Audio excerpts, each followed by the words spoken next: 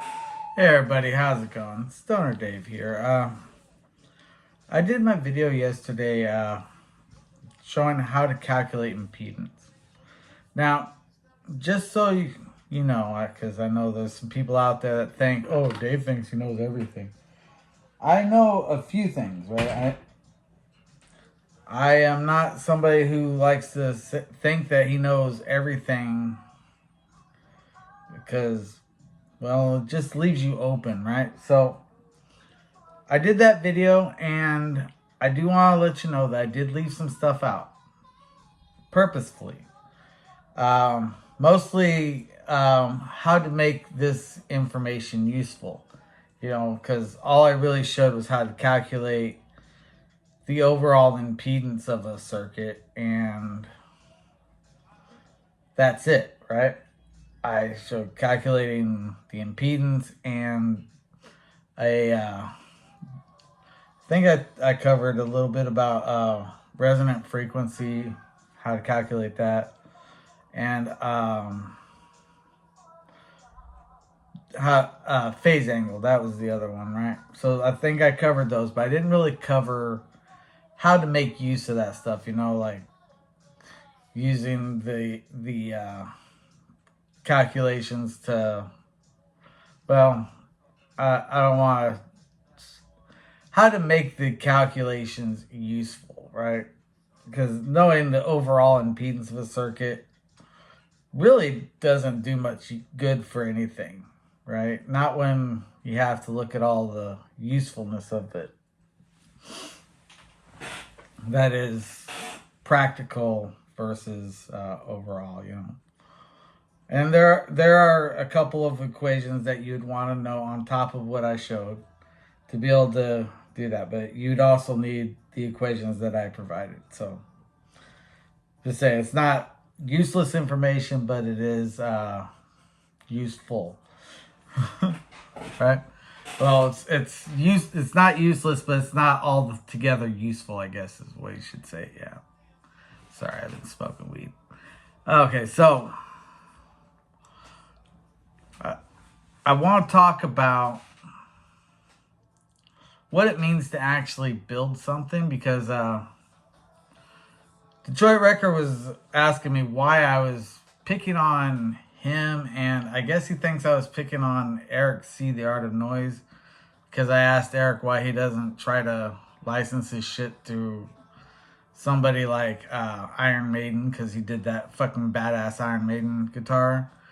And honestly, I wasn't trying to go after Eric or make Eric feel bad or anything like that. I was actually trying to encourage him to get in touch with the band, because imagine, if you will, your was Steve Murray? Is that the guy? The name is popping in my head. I don't think that's right. But if you were like the guitar player for Iron Maiden, or the bass player, I think the bass player's actually got a bass with an Eddie on there or something like that. It seems like I've seen that. But anyways, these guys are a big, well-known band that, they don't get a lot going on these days, because they're past their prime. So there's not a lot of people out there going, yeah, we want to make a custom Iron Maiden guitar, right? It's just, I don't know. I don't think I've heard of them having a signature model or anything like that. Although they do have their certain guitars that they play, right? So I was talking to Eric. I was talking about, he's got this way of doing the guitars. I don't know. I've never seen a guitar that had the epoxy for the coating on there. I always heard polyurethane being used, which is, just another kind of plastic, But, yeah, I wasn't trying to criticize him as far as his work. I think he does great work. That Iron Maiden guitar being probably the most badass thing I'd seen, But if he felt like I was attacking him, I'm sorry about that. Didn't mean to attack.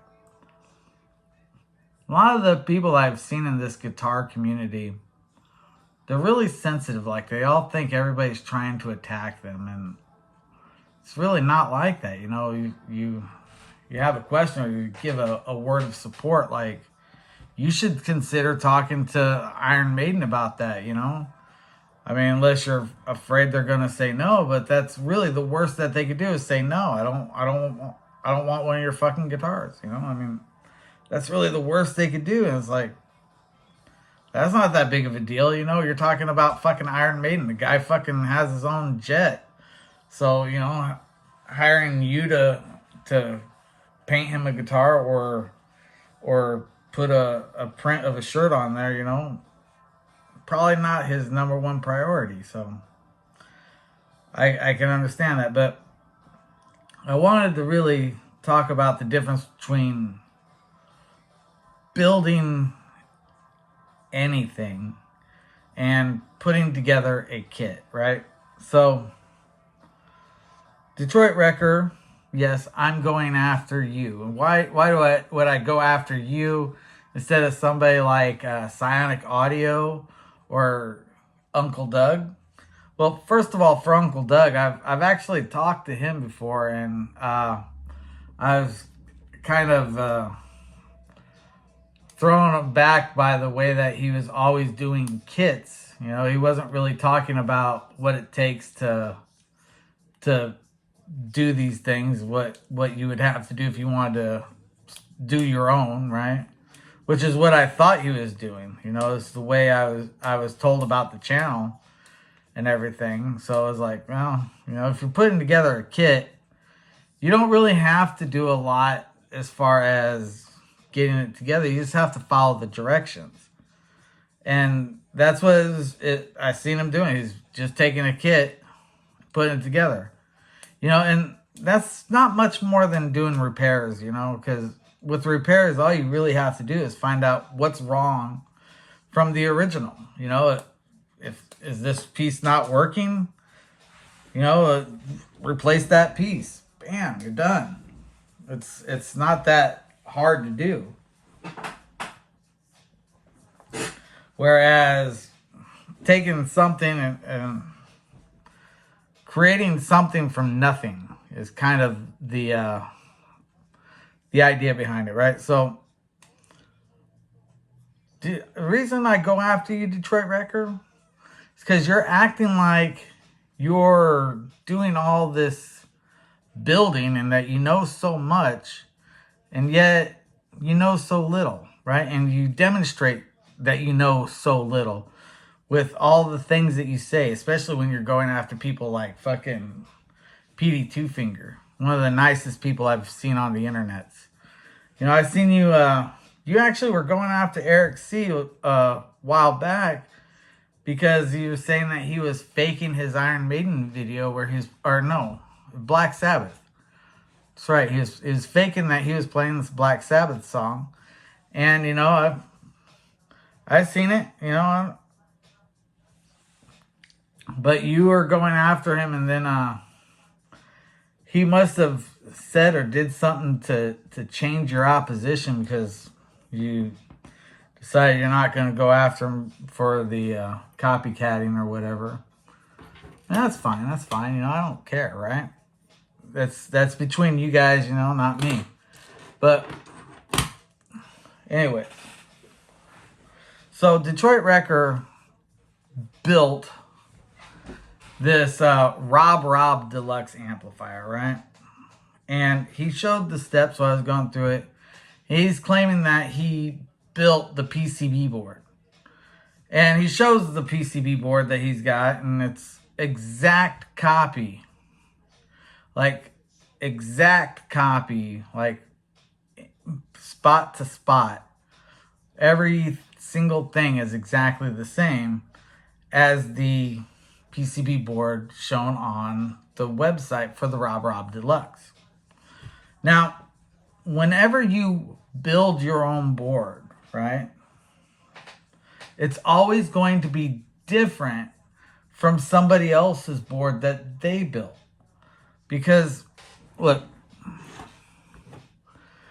if you're using a PCB like this, right? This is a kit, and as you can see, everything looks exactly like every other kit because it's already drilled and holed out. But if you take a look at, well, this, right? Or this. Even this, right? Each one of these is different from any other version of that circuit because I put that together myself. So if I were to put it together on, say, this right here, it's going to look different than if I put it together on this right here, or if I were to go and get a PCB board traced out and made. Each one of them is going to be different, right?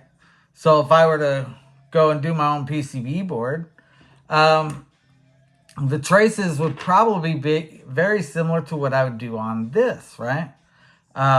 Because this is set up so I can put wires on there myself, and I can shrink it down. I could do surface mounts, things like that if I wanted to. Or if I was doing a kit that would be sent out to somebody, I'd have it so you'd be using larger components like big capacitors like these, or got a whole bunch of other capacitors over yonder. But you'd have all these different ideas and everything that would be on each individual kit. You would never have a build that looks like the kit directly because, well, let's say if this wasn't in a kit, right? This right here, this IC right here, I might put that going up here, put the buttons going down here, scoreboard over here, and turn these to the side over here. All these different things that I could do to make it comfortable for me. I mean, it's fine the way it is, but if I were to come at it with nothing more than the pieces that went into it and maybe a schematic, I'm not going to come up with this because the way the traces are on this and everything, it's going to be different than if I were putting it together myself. Now, you dealing with an amplifier like the Rob Deluxe, right? These capacitors, you notice that a lot of them are going in at angles, and if I were doing it myself, I may want to do it so that the capacitors are straight parallel with each other, taking up less space on the board. But if I'm doing a kit, I may do it and do it another way so that I can do the board to fit a certain profile, right? Like if I was doing a kit for an amplifier that I also have a complete setup for it with a cabinet and enclosure and all that shit, I might do it differently so that the pieces fit into this enclosure that I've already got designed to go with it. Now, if somebody bought the kit and didn't get the enclosure, they may have some troubles making the enclosure, which is what happened with Detroit Record. That and got a little lost in his assembly and didn't really have that image to go by, I guess. I don't know. He's really complaining about being able to get it into a box. But like I said, anytime you're building something yourself, it's going to look different than the kit. But you get the kit, all kits are the same. So I'm looking at something like this right here, right? This is an overdrive pedal. And you see it's got 3 knobs on it. And I've got it spread out across the breadboard that is much bigger than this right here. Right? Would be kind of a challenge to fit all of this as it is into here. However, this is all spread out. I can condense a lot of that, put it onto something like this. Exactly this size would be fine because I can raise these potentiometers up into this housing here. And essentially this half of the board, right? All of this right here is taken off of the board. So I don't even need this half of the board here. These capacitors here can be put elsewhere on the board, and these can be put closer together because, well, they're not really needed to have that much legroom, right? So I could very easily fit that onto something like this. And look at that. Fits right into something this size. And that's with room for a 9-volt battery and potentiometers on there, of course. And yeah. So it's very easy to take something that I built on this, doing my own thing, right? Not worried about where do I put each piece. I just kind of put it where it'd connect to where I need it to connect to make the circuit. Make sure that it's functional, and of course I can make it even smaller, but there's no need to because it fits very easily on this board. So if I were to take this, I could transfer it onto this, pop it into one of these, and I built the pedal, right? Built it, start to finish. It's built by me. But when I make something like this, I didn't build this. I assembled it. And there's a big difference between building and assembling. Somebody builds a house. You get contractors build houses, But you have framers assemble the walls, drywall people assemble the drywall, tile installers install the flooring, carpet layers install the carpet. The builder is the one that said, I want to take these pieces and make something useful. Designs and builds the house. So I built this. Detroit Wrecker, you didn't build that Rob Deluxe. You assembled it. Very similarly, I have an Arduino here, right? This Arduino has the microcontroller in there. So it's already mostly built. So with this one, I have this light set up that when it gets dark, the light will turn on. And when it gets light, the light will turn off. You see there's a bit of a delay between it coming on and going off. How much of a delay depends on how soon from the time that it reads to the time that I let go. I got a little bit of a delay set up into the code so that it doesn't just turn off and on automatically. See? It's got to be dark for a few seconds. So the reason why is because if I don't, this is a transitory system that's based on the level of the input that's coming in. So it has a threshold where when it meets that threshold, the light comes on, right? If the sensor isn't at a certain level, the light stays off. But when it gets at a certain level, depending on how far along it's delayed from the last time it read, it takes that same time. So you'll notice that it comes on a lot sooner than it goes off. Because it comes on, I take my hand off right away, and the light stays on for a bit. Just because I know how long the delay is. But depending on how far along that delay it is, the more you have to wait for it. So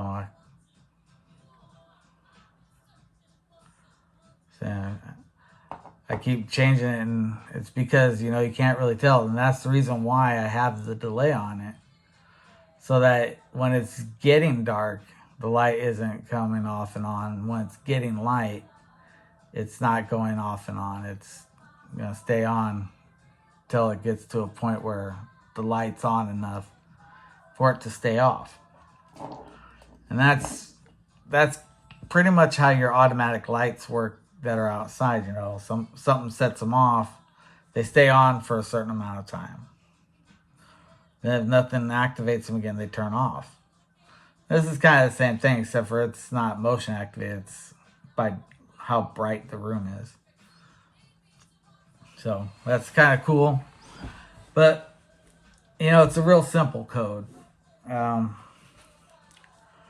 But I took it from somewhere else, and just about everybody who writes code borrows code from other places. So that's not really an issue. The thing is that if I were to put this onto a circuit, right? I actually had it set up so that the light was facing into the photo sensor. So it would turn on, and then turn off, and then turn on according to the delay time. And because that was working the way that it was supposed to, I've got it set up now to be just a sensor for how bright the room is. Yay. But I was thinking of, do you know that game Simon?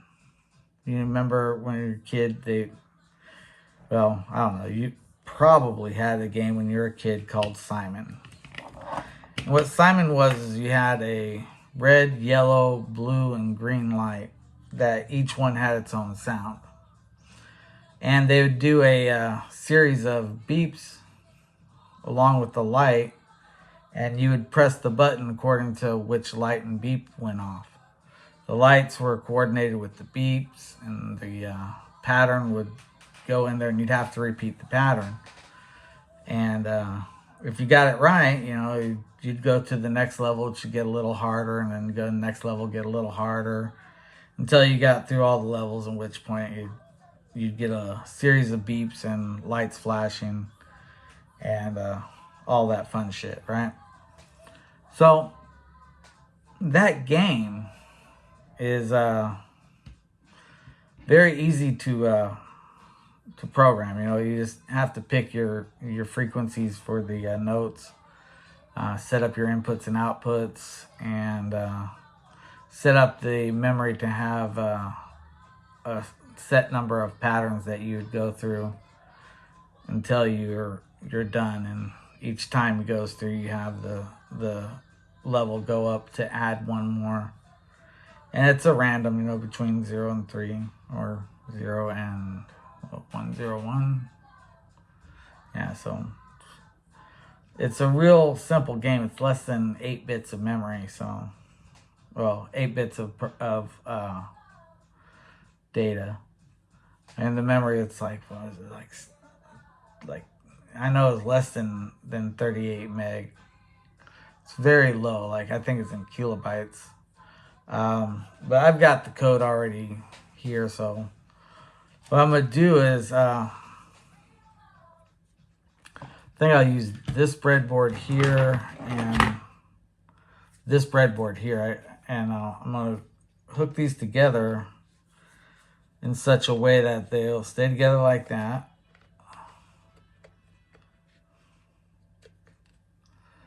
And I think what I'm going to do is I'm going to set it with, so if I can make these boards stick together. I think they're two different types of, they're two different boards. So,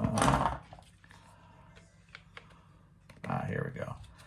Guess I'll use these two breadboards since they go together so nice. And I'm going to use this Arduino right here, the one that's doing the blinking light. I have several of them around here.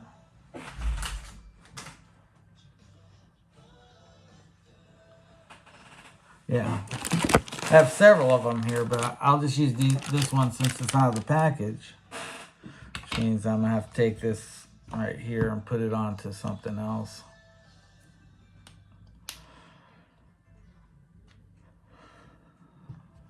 Yeah, I'll just set these components here. Oh, there's those capacitors I was looking for. Oh, my wife home? Thought I heard her voice. Maybe not.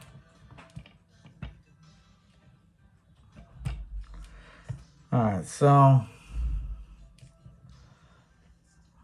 what is the op amp? Ooh, gotta keep that too. So I set the Arduino kind of like this, and I've got this battery plug that plugs into the Arduino, but I'm gonna plug the Arduino into here, and I'm gonna set each light up, the light with a button next to it, and I'm gonna use some of these buttons. I got all these different color buttons with red, yellow, blue, and green. So I'm gonna set those around there, and I'm gonna set it up so that, you know, I'll have a positive voltage on the red line, ground on the blue, and well, you'll see the way it's hooked up once I have it hooked up, right? But the reason why I'm going to do the Arduino, well, Detroit Records said something a while back that, you know, it doesn't really upset me so much as it confuses me. So he said that I do something with computers, and I think that all circuits are the same. So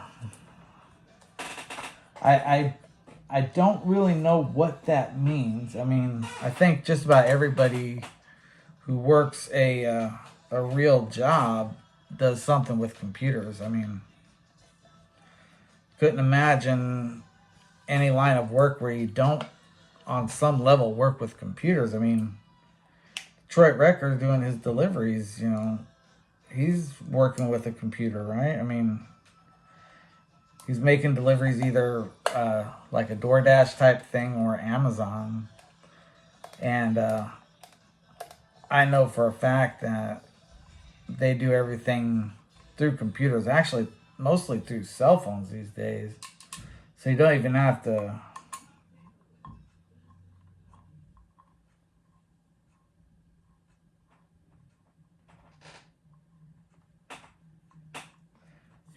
to use computers really anymore. I mean, unless you consider the cell phone a computer, which I kind of do. So, anyways, I'm gonna go ahead and build up this circuit. I have to look into my coding and see which pins are going to be for which. It's gonna take a little bit of time, so I'm gonna put you guys onto the whatchamacallit, so that you don't have to watch every agonizing moment of what I'm doing. So, one moment here.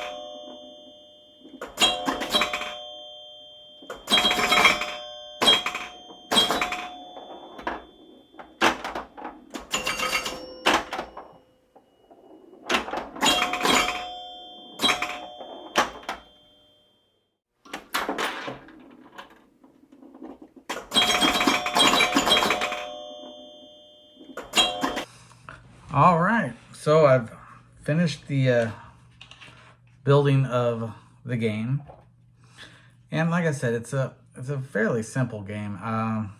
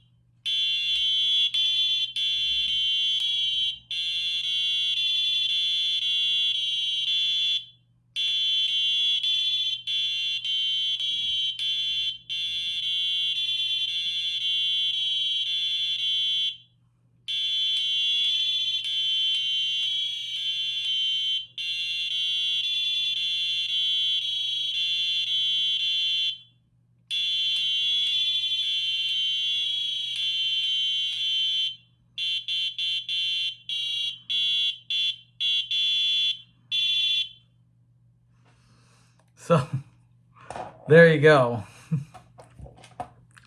Real simple, easy game.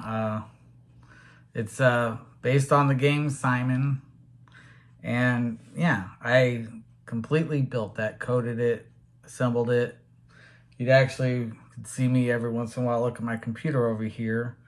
And that was so that I could look at the code so I could make sure I hooked everything to the proper pin number. It's really nothing to do with this discussion of impedance. It's more about logic than impedance, but you have to have some level of impedance to be able to set your logic levels. So there we go with that. But yeah, the important thing is that if somebody else were to design this, they would have buttons in different places, LEDs in different places. They may use different code pin numbers rather than the ones that I used, because, you know, who knows, you know. You can use any of these pins for any of the outputs. I have an open pin right here and two more right here, so, you know, I've got some options. Also, I have all of these ones over here that aren't being used. So there's a lot of ways I could change the setup of this, but this is what was easiest for me, you know. And I tried to make it so that I had a blue button with blue light over here, put the buttons in different places. I would like to orient this so that this power cable is either down here or over here, which that's easy enough to do. I just rotate the board 90 degrees. And I could also set this up so that the battery is next to it like this. So set it like that too. I mean, there's so many different ways you can do this, but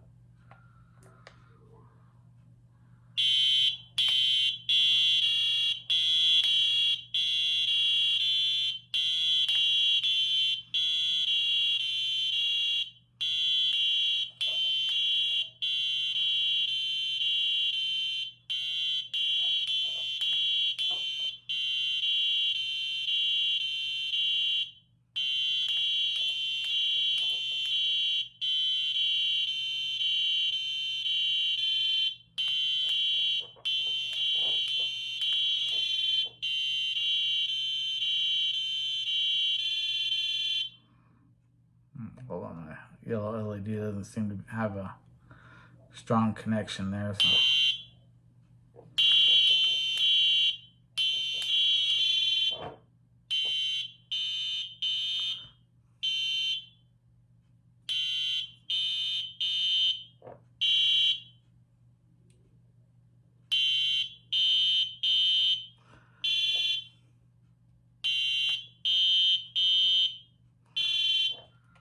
Looks like this yellow LED is about to go out. Either that or else he doesn't have, he's got too much current going through them, which doesn't seem likely.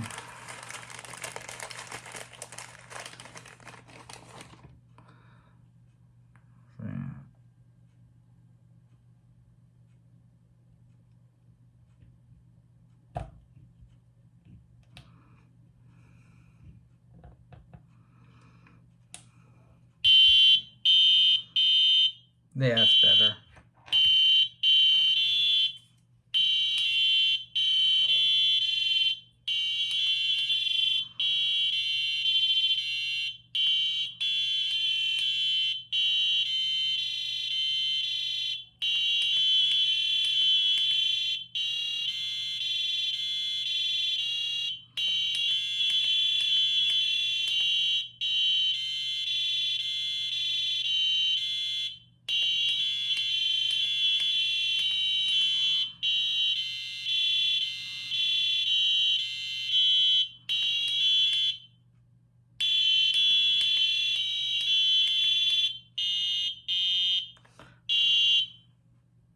Messed up the pattern somewhere, but the important thing is got that yellow light stop flickering. So yeah, this is more closely related to what I do than dealing with amplifiers. You know, I don't work with amplifiers. I understand amplifiers. I know how they work and what kind of calculations are needed to make them work, and yeah, I can build and repair them if need be, but it's not something I'm really that interested in. I'm more interested in effects than actual amplification because, like I've said before and I'll say again, amplifiers are simple. The effects, the shaping of the tone is much more interesting than how it's amplified. You know what I mean?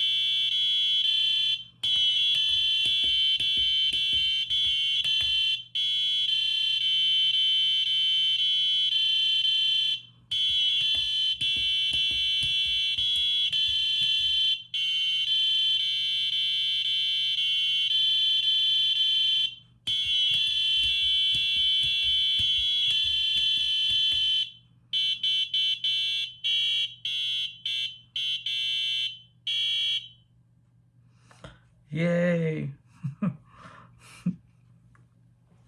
So, yeah, I've currently got it set to go 10 rounds, but I could change the code to go any number of rounds that I want. It just get harder and harder as the rounds go by. Thinking maybe I could change that to 20 rounds. Let me see. Where's my code?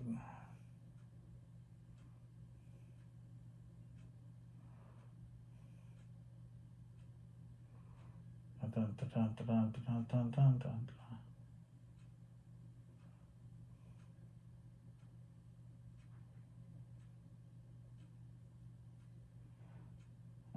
Where's my levels? The delay.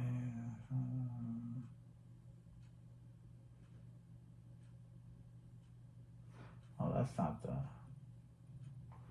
code. What happened to my code?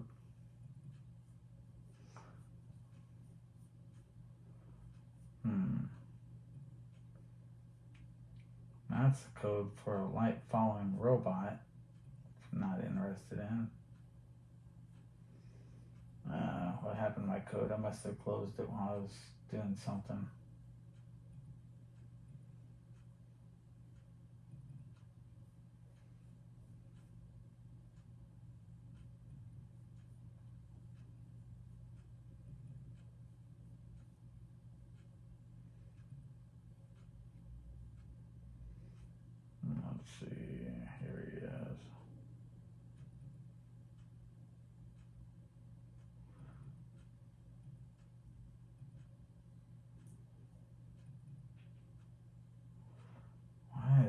me such a hard time opening this up. Jesus. Alright, let's see. N levels equal 10. So I could change that to N level equals 15.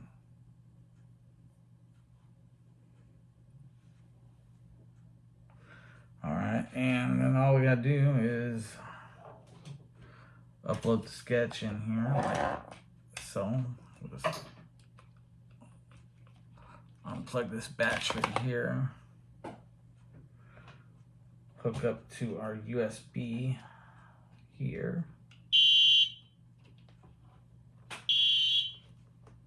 and make sure we got our right board. Upload compile sketch, and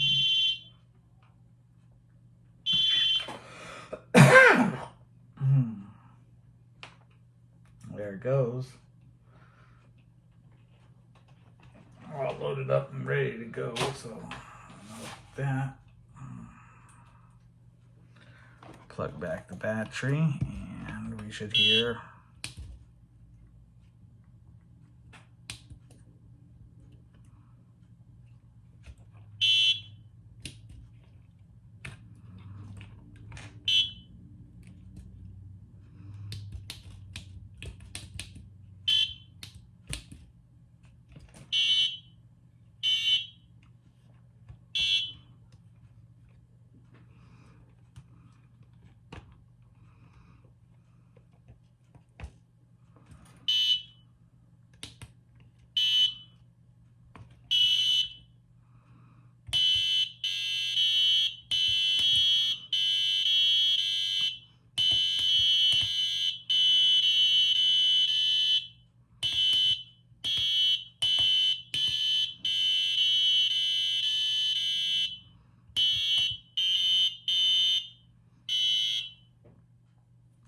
So now instead of 10, it does 15 levels, which I can change it to more, even more.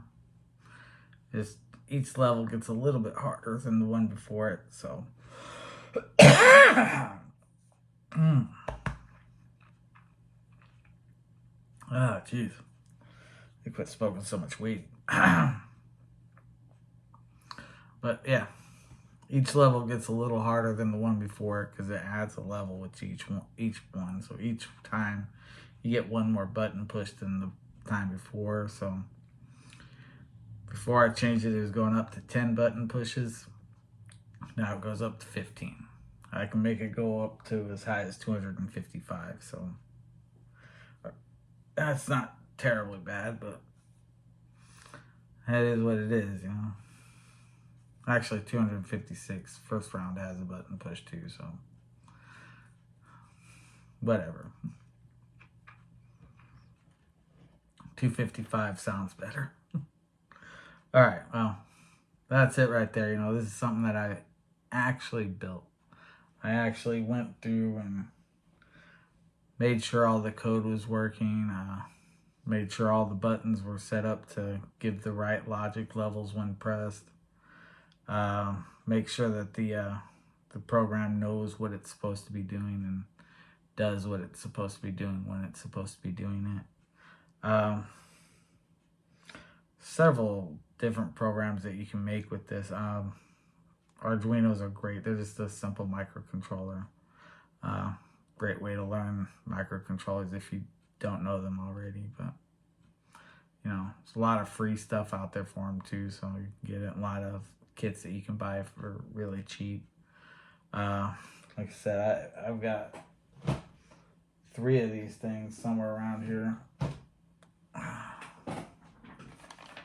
And yeah, right here. So, and it's not just this board. This is just like the basic model.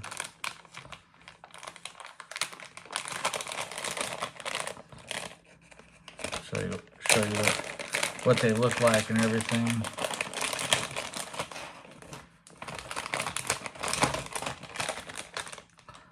So this This is it, Arduino Uno. Real simple. It's got, what is it, 27, so it's got, 13 digital pins, 6 pins that can be used as analog or digital. The analog pins can be used for digital. Digital pins cannot be used for analog. It's got 5-volt supply on here. It's got an option for you can power it through the battery power like this one is, or you can power it through USB. What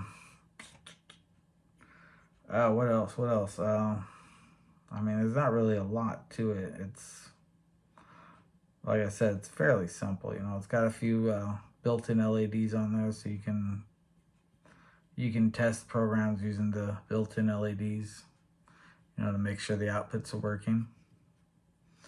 Really neat little features to have there.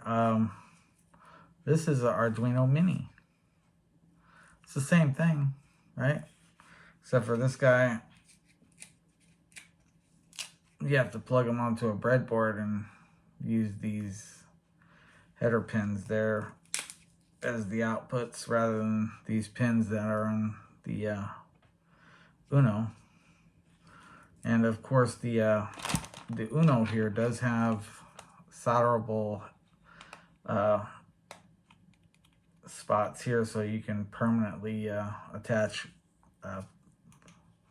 your modules and shit to it if you don't want it to be semi-permeable or removable and reused, like this right here. This is great for a breadboard.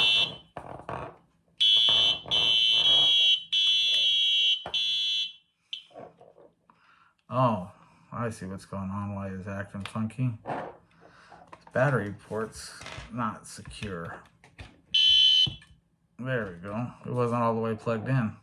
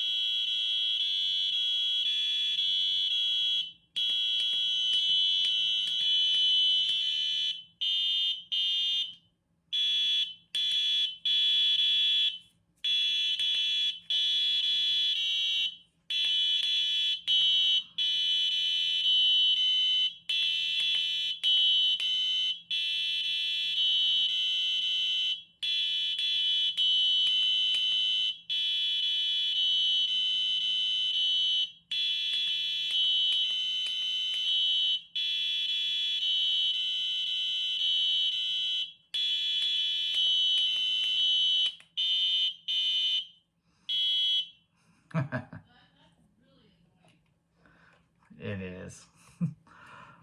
All right, well, I think that's enough playing Simon. Thanks for watching. Have a great day.